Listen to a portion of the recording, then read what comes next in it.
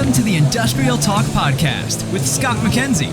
Scott is a passionate industry professional dedicated to transferring cutting-edge, industry-focused innovations and trends while highlighting the men and women who keep the world moving. So put on your hard hat, grab your work boots, and let's go. All right, industrial professionals, thank you very much for joining Industrial Talk, and thank you for your continued support of this platform, this #1 industrial-related podcast in the universe that celebrates industry professionals. You are bold. Yes, you are brave. You dare greatly. You innovate. You collaborate. You are solving problems each and every day, and therefore we celebrate you. We are just you're the hero in this story. We are, if you can tell from the video, we're at PowerGen. Yeah, we're in Dallas, Texas, PowerGen. And it's a collection of a lot of individuals that are, well, sharing power stuff. It's a powerful conference. Ha, ha, ha, ha. 2 in the hot seat, 2 for 1. We've got David, we've got Jordan. The company, the organization is, it has your last name on it. It does. That's why you're principal. Think Moncur? Yeah, that's our URL. The company's called Moncur. Moncur. It's cool. Let's get cracking. All right. I like it. All right. So, Jordan, do you know that he's your boss? I do, yes. Is he a good boss? He is. He good doesn't answer. micromanage at Good all. answer. We can talk offline. If you so choose. So you're coming to this conference. I jumped right into it. I don't want to jump right into it. I need to understand a little bit. We're going to talk to you, Jordan, first.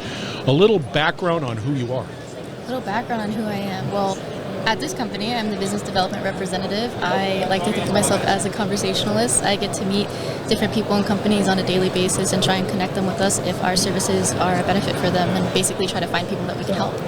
Well, very good. But did you go to school? I did go to school. I have a bachelor's in world languages. I don't do anything with it, unfortunately, and if you don't lose it, you... What languages? I studied Japanese, Russian, and Arabic in college, but I also studied Spanish for a while in high school.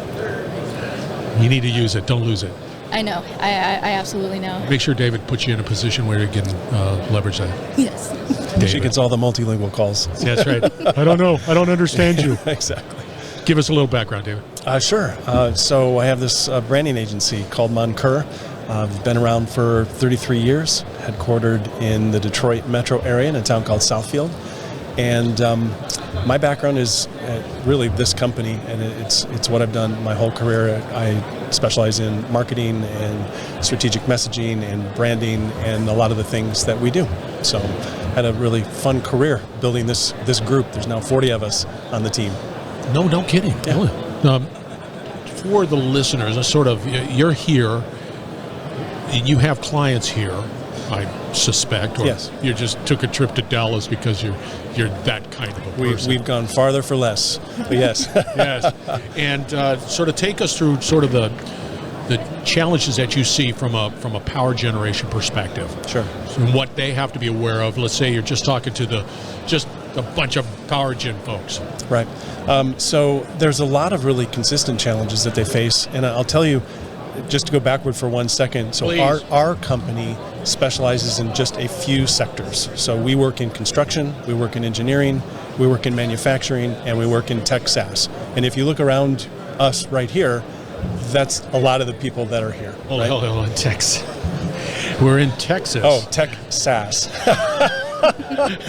In Texas. Yeah, that would be the kill move, wouldn't it? That's right. We're in Dallas, Texas. Texas. Yeah. Oh my gosh. So all of those companies suffer with similar challenges because they're all, their sales cycles, they're typically B2B companies. They're typically selling something very complicated. It's hard to explain. It's hard to differentiate. They're selling to sort of a limited audience group, so they don't know how to reach those people.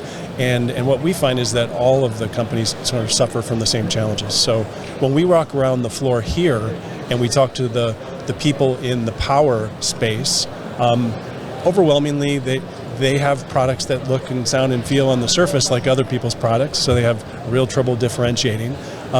What they do is kind of technical in nature, so they have a very hard time explaining those things.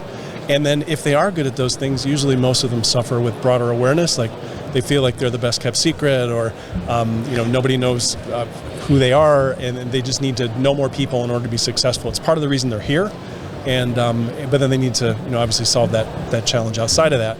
And so that's why we're here as well, because we help our clients do all those things. So we're meeting interesting people and talking to them about the troubles that they're facing and giving them ideas on how they can solve those things. And in really fortunate situations, we're getting to help them. Jordan, what are the challenges that this industry, because we're in PowerGen, might as well just sort of continue on pulling on that string, that what are those challenges that you can see that they're dealing with? I mean, listen, I'll be candid. It's hard for me to differentiate that generator that's kicking out kilowatts, and that generator, and then that generator, and that size. They're all the same. There's like, how do you differentiate? What's the challenge? I think that is the challenge. How do you differentiate? These things are so similar, like David said, on the surface, but when you get to the company level, each of them have different ways to talk about what makes them different, what makes them great, and why they should be either the provider or the professional services provider for their clients. And one of the biggest themes we've been walking around the floor for about 2-ish hours, I'd say, and almost everyone we talk to, strategic messaging is their number one pain right now, because they're like, we are so niche, it's hard to get down to kind of like the nugget of it, but at the same time we have to talk about the umbrella of what we do, because how else do we get down to it? And so finding that communication structure, finding how to be strategic and say kind of your elevator pitch and then funnel it down to get to that niche topic, that seems to be a really prevalent problem right now. How do you deal with, again, there's a generator, there's a generator, there's a generator, there's an insulator, there's an insulator, there's an insulator. How do you deal with the issue of commoditization? Like, well, no, you're too expensive. At the point that the decision is being made strictly on price, you've really found yourself in a tough spot, right? It's not a good place to be. Been there, done that, don't like it. Yeah, so the key to escaping the commoditization trap is differentiation and specialization.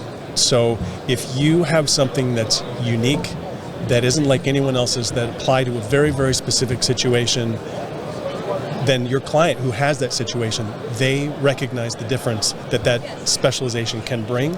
And if you're able to clearly kind of differentiate what it is you do from other possible solutions, you can maintain the price that you want to have. People seek out and will pay for, in large volumes, they will pay for someone who has the actual best product, who can make that clear to them. So part of the challenge that these folks have right around us here is, on the surface, the picture of their transformer looks like the picture of the next guy's transformer. You can't tell the difference. You can't tell the difference. But there are differences, and they build in, where it's going to be uniquely designed for a special construction circumstance or power circumstance, and you got to match those things up. So you have to understand what those things are, and then figure out how to talk about them in a way that makes people want to listen, because your eyes can glaze over pretty fast when you get into these subjects. Yeah, that's another challenge. With that said, Jordan, so we want to try to avoid that commoditization, and I got to tell you, I can't help but, coming from a situation where I was commoditized for my business, it's hard to be able to shift that messaging in such a way that it brings about sort of a premium for that. How do you take somebody that is on that journey, that are saying, hey, I want to be doing better messaging-wise? Take us through that sort of process. How do you talk to them? Yeah, absolutely. So this is something that we'd called brand framework, and actually when it comes down to a client picking us over another creative agency, that is normally the deciding factor, is our brand framework and our strategic messaging process. And a lot of the problems that companies fall into is that they try to talk about themselves in a way that they think they should be talked about, when in reality they should be speaking to the voice in their client's head or their prospective client's head. And so this... But I can't, because I'm so geeky about my thing. Exactly. And so I have a running joke with David that Moncur loves engineers. We translate engineering speak for the people whose eyes would glaze over. And it's so tough, because engineers, they're so passionate about what they do, and you could just listen to them for hours, but you might not know what they're saying. Could you really listen to them for hours? Our strategic writers could. I definitely see people I just on want to our make sure that agency we're, you're not throwing out some hyperbole there. I'd be admiring like the nonverbal communication as they're talking to me, but they like to speak to the things that they think are important, but at the same time, you have to look kind of at the intersection of both what makes their company great in their words, but also what is the pain that their clients are trying to solve, and what are the words that those clients are going to use to solve that problem.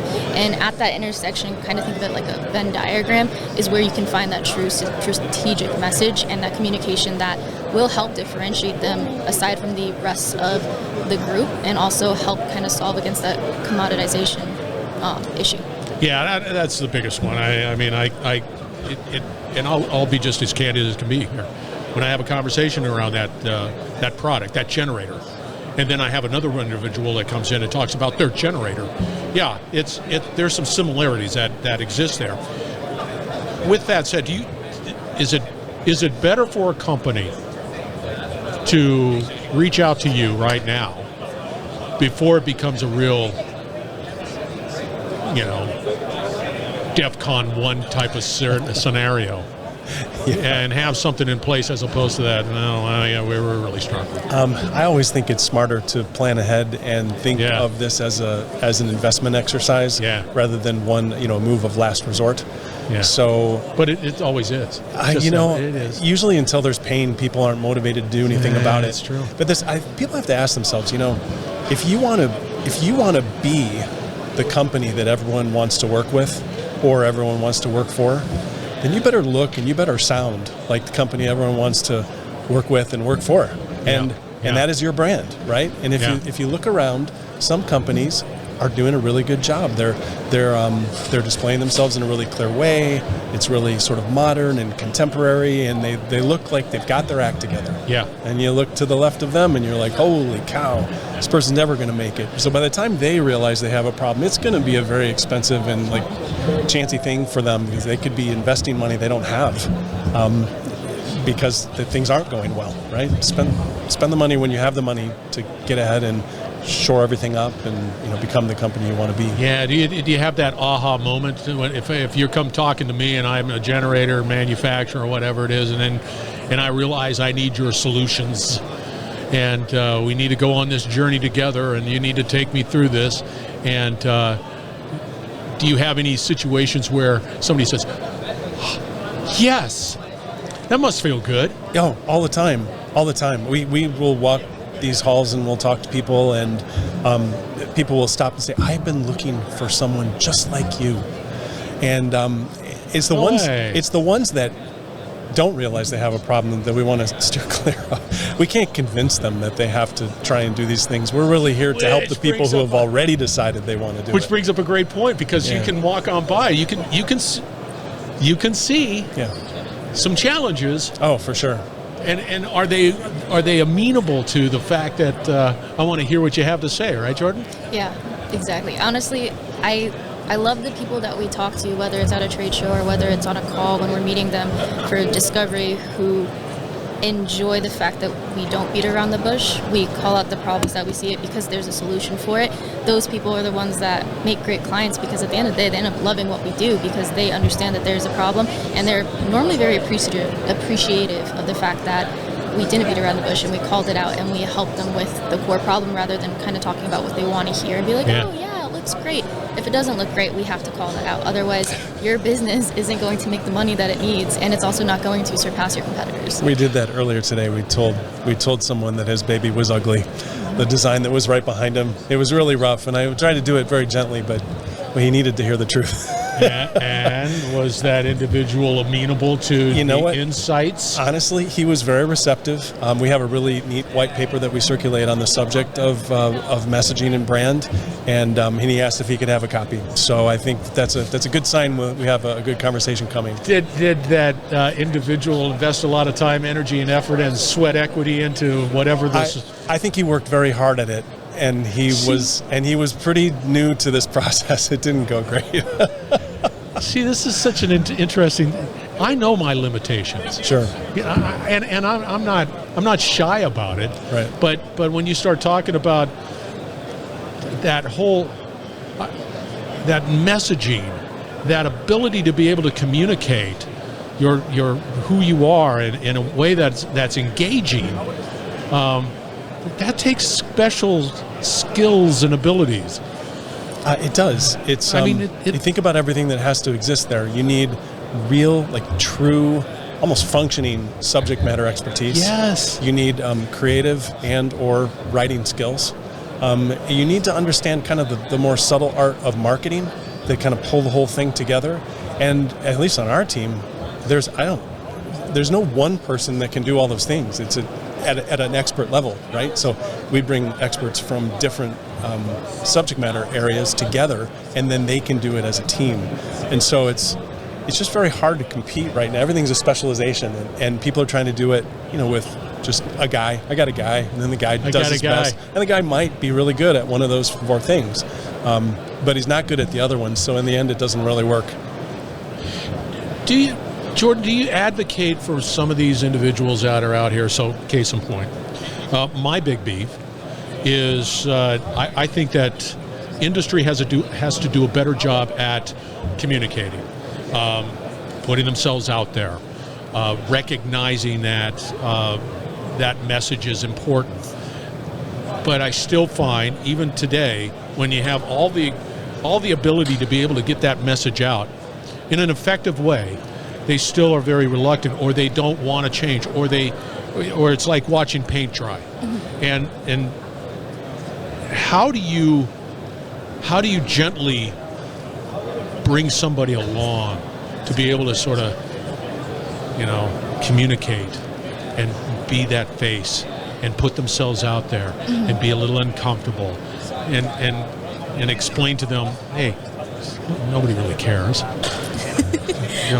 How do you do that? That's a great question. I think a lot of it goes back to our team, specifically when it comes to the messaging work. We have an amazing team of strategic writers who interview the people in our brand fairness process to kind of get down to what it is they do, how they talk about it, and they bring the passion along with it. And I think it also goes back to what we mentioned earlier.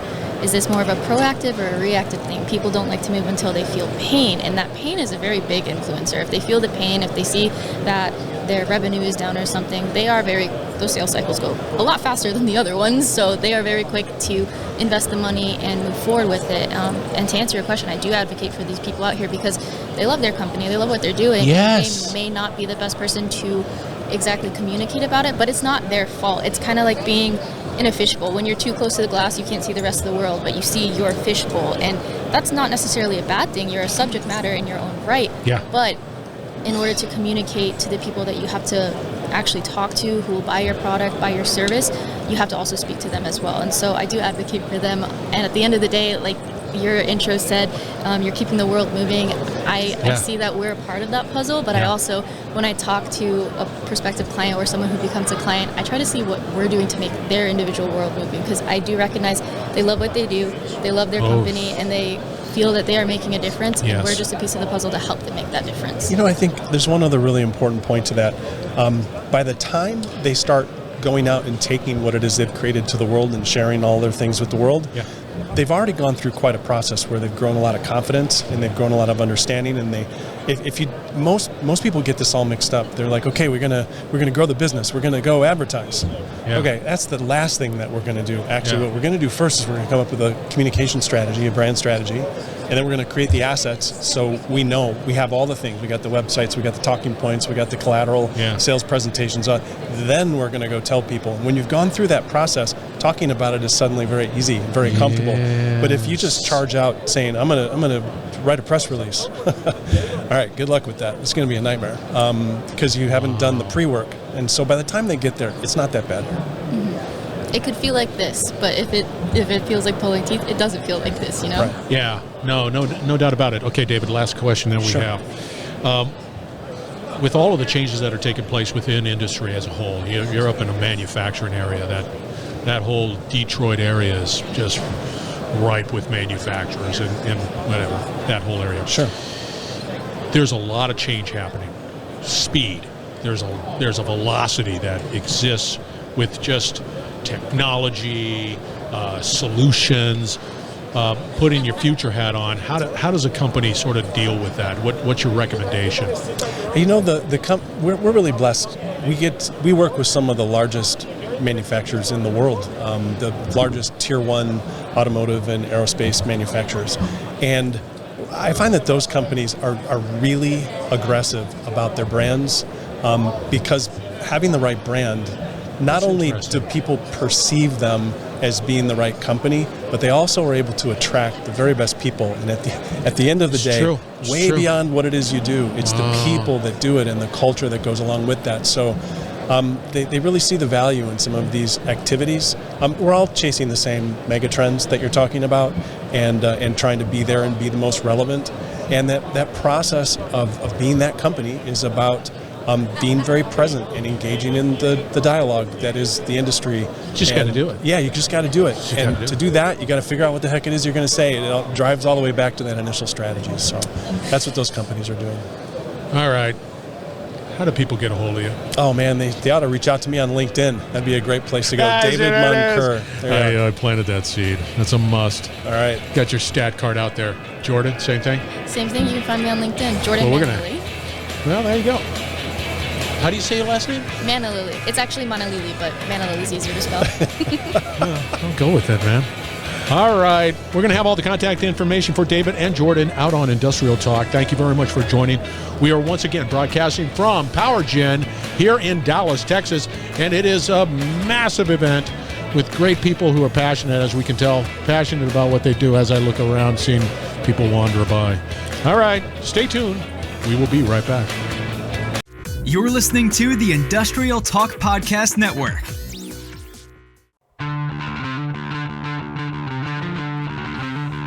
You can rest assured, you can just take it to the bank whenever there's a conversation around marketing and sales, branding, anything that builds your attention machine.